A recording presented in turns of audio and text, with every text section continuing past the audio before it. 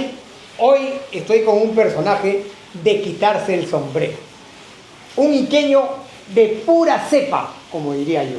Tenemos la presencia de don Enrique Martínez Cabrera. Don Enrique, mis saludos especiales. Hola, Lucho. ¿Qué tal? ¿Cómo estás?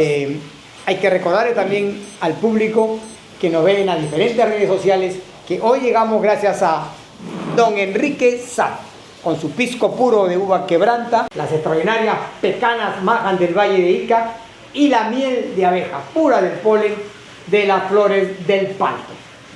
Entonces, hoy tenemos pues esta conversación. Vamos a presentar a don Enrique para que nos cuente pues su vida y obra como un gran iqueño. Adelante, don Enrique, las cámaras son tuyas. En primer lugar, Lucho, muchas gracias.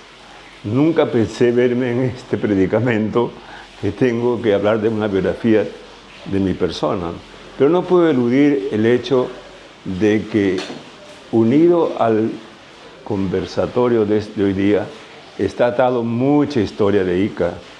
Yo tengo ya 86 años y mucho de Ica que ya conocí, claro, ya no existe o ha sido modificado. Bueno, yo no nací, me nacieron.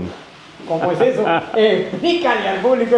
En el hospital de Socorro, ¿ya? Como yo no quise nacer, le hicieron cesárea a mi mamá. Cesárea. Ahora, imagínense una operación hace 86 años, sin anestesia como la conocemos, porque había la mascarilla del éter. Nada más. Sin antibióticos para que las infecciones hicieran lo que quisieran, sin asepsia, sin nada. Mi mamá dio a luz de esa manera. Mi abuela, que era muy amiga de todos los sacerdotes y parroquias de Ica, me llevó al bautismo y el padre Camogliano le dijo: ¿cómo se va a llamar, señora, su nietecito? Pues le dijo: Jesús Enrique Salvador Domingo Pascual Cesario Nonato. ¿Cómo no, señora María? Y me puso Enrique. Pero era una maravilla pensar cómo pude sobrevivir, y muchos, cesárea hace 86 años. No es como la de hoy, que hacen cesárea diariamente a petición de la cliente. Antes era entregar la vida. Y a propósito, mi palabra de admiración en nombre de mi mamá a todas las mujeres que aún al dar a luz normalmente entregan su vida. Más aún aquellas que se someten a la cesárea y cambian su vida por la de su hijo. Las mujeres tienen un lugar especial en la historia del mundo entero. Un recuerdo a mi mamá, que en paz descanse, y una admiración para todas las madres del mundo. De esa manera, como te digo, es un poco ocioso para nacer. Hay gente que tal vez se acuerde del Socorro. Hospital Socorro. Sí, pero ahora por supuesto que lo han convertido en un hospital novísimo, maravilloso, pero en aquella época era una casa como de reposo, digo yo, como un convento, estaban las monjas ahí. El Socorro era muy lindo hospital y cumplió una noble misión hasta que ya tuvo que ser cambiado por algo más moderno. Yo soy josefino, yo estudié en el Colegio de San José. Era mixto ese colegio para los primeros años, o sea que ahí estudié los primeros años. En la calle 2 de Mayo, bueno, ahora hay ruinas nada más, San José. Hombres y mujeres, se educó lo mejor de la ciudadanía iqueña de la época, pero era básicamente un colegio para niñas. Antes de ser San José, era un colegio que se llamaba Saint-Joseph de Cluny, de monjas francesas, donde estudió mi abuela y otras gentes que dominaban el idioma francés, y que esa escuela se tornó San José, de las misioneras dominicas. Mi abuela era regente, civilmente regente, quiere decir, tenía un patronato que muchas damas apoyaban ese colegio, y es verdad. Y mi abuela, por ejemplo, ella mantenía una serie de niñas huérfanas para que pudieran educarse, y ella tenía gran poder sobre las monjas para dar todo tipo de ayuda a la gente necesitada. Es que había internado para niñas, y era el colegio Sumum, ¿no? Y después de un tiempo ese colegio ya cambió, se fue a donde está actualmente, y creo que ni monjas quedan. Me parece que ahora ya pasó a laico, no sé, pero en mi época sí había un montón de madrecitas que tenían su chasca, que esa te daban en la cabeza o en la mano si te portabas mal. Pero de todas maneras, había personajes de la Madre María, la portera, la Madre de Josecita del año de párvulos, etc. Conmigo se han educado muchos compañeros. Yo vivía antes en la calle Libertad 236. Yo iba al colegio de la mano de mi abuela o de mi mamá o de quien sea.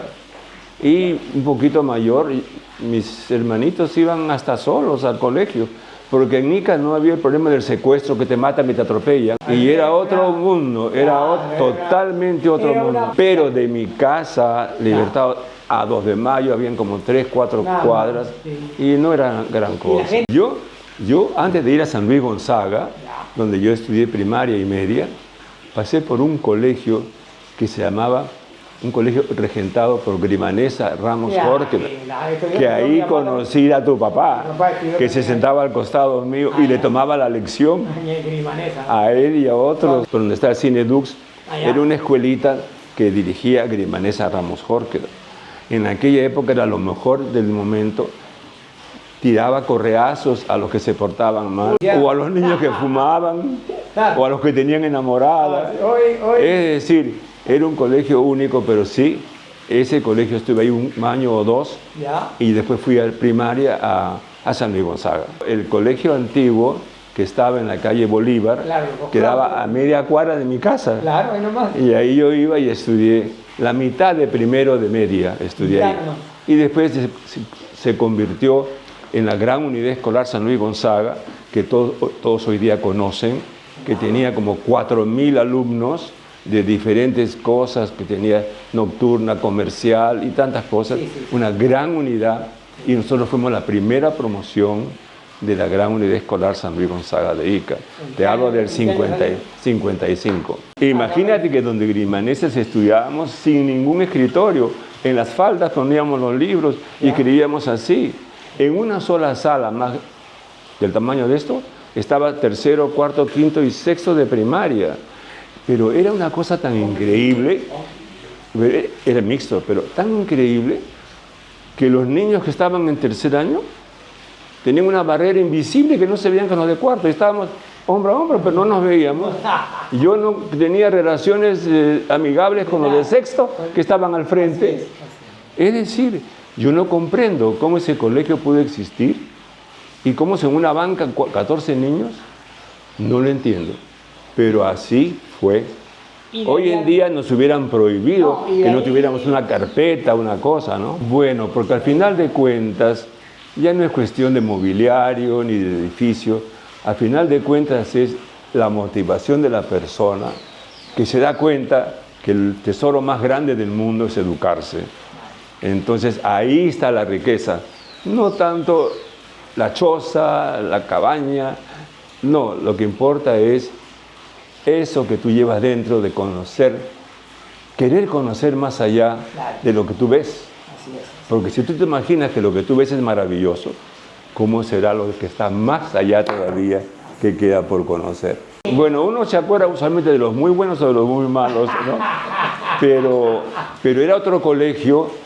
Y lo que me acuerdo de es la maravilla del director que tuvimos, José Ignacio Vigil Dávila. Sí, escuchaba ese nombre. Él trajo consigo una serie de ideas nuevas. De reformas en la educación, digamos, ¿no? Por ejemplo, hay que llegar a su hora, que no sabíamos. La puntualidad. La puntualidad. Que hay que hacer cola para entrar, filas para entrar al salón. Cuando nos portábamos mal no nos pegaban, si nos bajaban puntos en conducta. En fin, una serie de profesores jovencitos. El profesor de la Cruz, de 26 años, matemático reconocido, rehizo sus primeras clases con nosotros. ¿Y sigue vivo? En ese colegio estuvo Pancho Pérez, un músico por excelencia, autor de la Huacachina. Así es. En esos colegios, en esos profesores hubieron César Falla, Zen Elías, en fin, a mí no me llego a acordar a todos. Habían muchos muy buenos profesores, pero qué respeto, ¿ah? El profesor venía, nos poníamos de pie. Bueno, yo estudiaba con un uniforme kaki que me duraba toda la semana. Así era la cosa. tenía mi insignia acá, Claro. San Luis Gonzaga, y mi gorra, Ah, su quepí. y mi kepi, Claro. y teníamos, para ver la conducta de cómo nos comportamos, un inspector Los inspectores. que nos estaban vigilando, que hablábamos en clase, en fin, y esto eran los que hacían la conducta. Yo tengo también un recuerdo muy grande que se los voy a contar, de un profesor que era el padre Velarde, que nos enseñaba religión. Ya, entonces un día estábamos sentados en clase y Atilio Chesti, que en paz descanse, había tenido un almuerzo en su casa, había tomado algunos tragos, y Paco Pérez, hijo de don Pancho Pérez, que era terrible, le dice al padre Velarde, en el momento de comenzar el nombre del padre del hijo, le dice: padrecito, Chesti está borracho. Hijito, cállate, en el nombre del padre, padrecito, Chesti está borracho.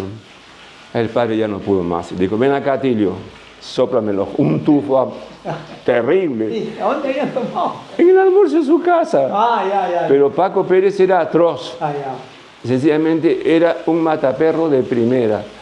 Y Chesti era mi gran compañero de clase, un ingeniero muy bueno que ha hecho muchos edificios aquí en Ica, San Isidro, pero acaba de morir. Sí, al chilo, sí. Pero esa anécdota del padrecito Velarde, que quería hacernos rezar y Paco lo interrumpía, era de muerte. Yo llegaba en bicicleta o llegaba a pie, pero llegaba a las 8, porque si no me cerraban la puerta y no entraba, a menos que llegara con mi padre apoderado a decir: ¿por qué llegó tarde? La hora es la hora, el adagio del director que nos hablaba todas las mañanas. La hora es la hora. Antes de la hora no es la hora. Después de la hora no es la hora, es la hora. Entonces tenemos que llegar corriendo a la formación. O sea, todos tenemos que hacer fila y entramos uno por uno a clase y nos sentamos y esperábamos que llegaba el profesor. Así era todos los días. Y para la salida salíamos, eso sí, salíamos normalmente, pero a la entrada a clases todos hacíamos fila. Y salíamos marchando, así. Y no éramos colegio militar, a nosotros nos llaman premilitar en aquella época, que ahora ni existe, creo. Ya no, Premilitar, y teníamos que marchar en los desfiles, pero marchar dentro del recinto de estudios. De 8 a 12, 4 horas, ¿no? Ahí teníamos que ir a comer una hora o dos, creo, y horario partido regresaba. O sea que era mañana y tarde, y el sábado en la mañana. A las 12 todo el mundo esperaba salir para jugar. Oye, los problemas de aquella época de un niño eran el partido de que va a ser, que nos va a jugar, ese es el problema. O si no, que tenemos un examen, un paso, era grande problema del momento. O un examen que se viene, o un partido que tenemos que jugar. O sea, me pasé la vida jugando y estudiando. Pues eso era como era. Ahora tal vez hayan más distracciones, pero la vida era así de simple. Yo estudié hasta 5 años de secundaria, ¿no? Terminé en 55. ¿Sí?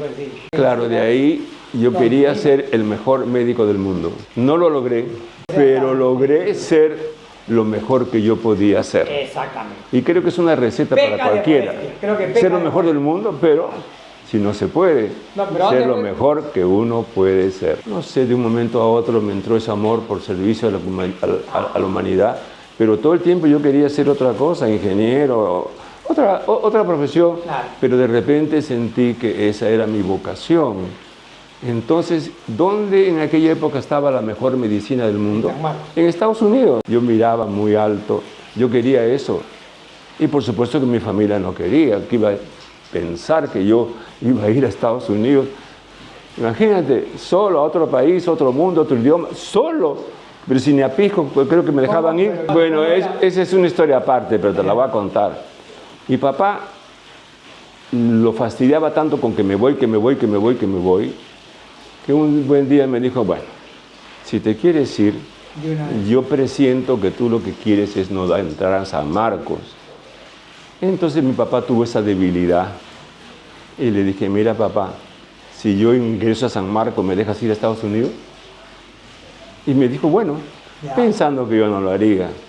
Pero yo tengo eso, ¿no? Que yo tengo en mente algo bueno por hacer, pongo ahí la mira y después veo en el camino cómo quito las distracciones y cómo hago lo que hago. Me fui a Lima, me fui a la embajada, me fui al consulado, hablé en idiomas diferentes con él, porque yo hablaba inglés y francés y todo eso. Nadie me acompañó. Fui, hablé con el agregado cultural, me concedió mi beca, estudié en San Marcos, pasé el examen con el 4º puesto y mi número era 1880. Entonces, con ese ingreso a la facultad, a San Marcos, me presenté a mi papá. Acá está mi ingreso a San Marcos, 1880. Me dejas ir. Mi papá no tuvo más remedio que sin aceptar. Así fue. Ahora, mi papá me vaticinó todo lo malo que me iba a pasar. No, sí me pasó, pero después eso, a él le gustaba decirme, te lo dije. Ah, bueno, todo de todos los padres. Te lo dije. De todos los padres. Detestaba todo lo malo que me... Y encima te lo dije. Así. Pero ¿sabes qué? Yo tenía una respuesta para todo. Te va a pasar tal cosa, yo tenía cómo resolverlo. Tal cosa. Todito lo que él decía, todo lo podía resolver. Entonces, el primero era mi mamá, su hijo mayor. ¿Cuánto le costó nacerme? Claro. Para que se le vaya solito, el pobrecito, el niño que ni a Pisco ni a Lima lo dejaba ir. ¿Cómo le era ir en Estados Unidos? Pues créeme, que cuando llegué allá, comenzó el otro Enrique Martínez. Cambié mi mundo, hablé otro idioma, estudié inmediatamente mis clases como de costumbre y tuve muy buenos profesores allá. Y amigos sobre todo. Llevo al estado de Colorado, a un colegio, a una universidad que se llamaba la Universidad de Denver, y me asignan a mí mi cuarto de dormitorio con 5 califardos, jugadores de fútbol, esos matones así, que querían. Y yo sé preguntarles, ¿ustedes qué hacen? Me dicen, nosotros jugamos fútbol. Yo, ¿y eso cómo es? Me dice, párate acá. Me dieron un encontrón, que me volaron a la pared, que no quise regresar por el vuelto. Me quedé aterrado. Pero ese fue mi compañero de clase.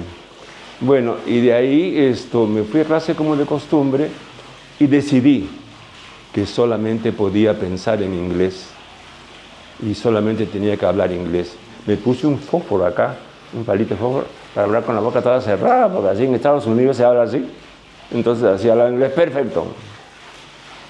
Y aunque pasaron los años en la universidad y tenía mejores notas en física, química, cálculo integral, todo eso, tuve mis dudas a mi vocación, que a lo mejor médico no debía ser.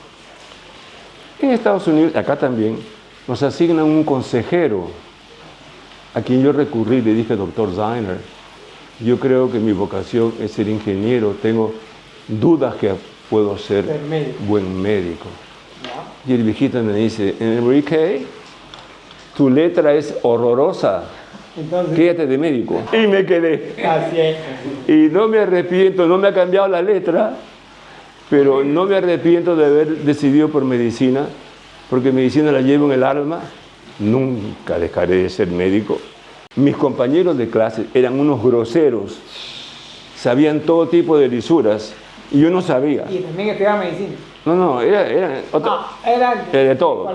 Pero yo como iba ahí a oír nomás, yo oía lo que oía. Y por supuesto que no sabía ni lo que repetía. Entonces un día me voy a la cafetería y me preguntan, hola, me dice Henry, ¿cómo estás? Y le solté 4 barbaridades que me habían enseñado las lisuras, que todo el mundo se puso escandalizado y yo recién comprendí que eso no se debería repetir. O sea que en Estados Unidos, queriendo o no queriendo, las lisuras fue lo primero que aprendí de estos compañeros, pero el susto que me di porque repetí lo que no debería haber repetido. Pero lo hiciste.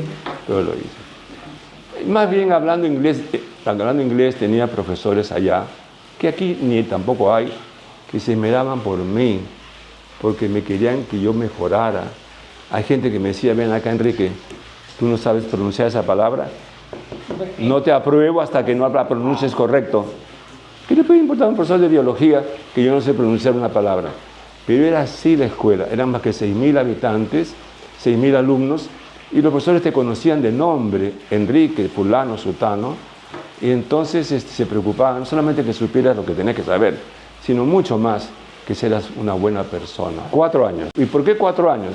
¿Por qué 4 años? Porque aunque se requería solamente 3 para la escuela de medicina, Todo el mundo me recomendaba 4 porque las posibilidades de pasar de la universidad a la facultad de medicina era 1 a 10. O sea que si yo sabía que era 1 a 10, probablemente no ingresaba. Me quedaba el hecho de que tuve 4 años, ya tenía un título de bachiller y en última instancia podía enseñar biología, química, lo que sea. O sea que tengo un grado de bachiller, aparte de ser médico, porque era necesario para mi seguridad.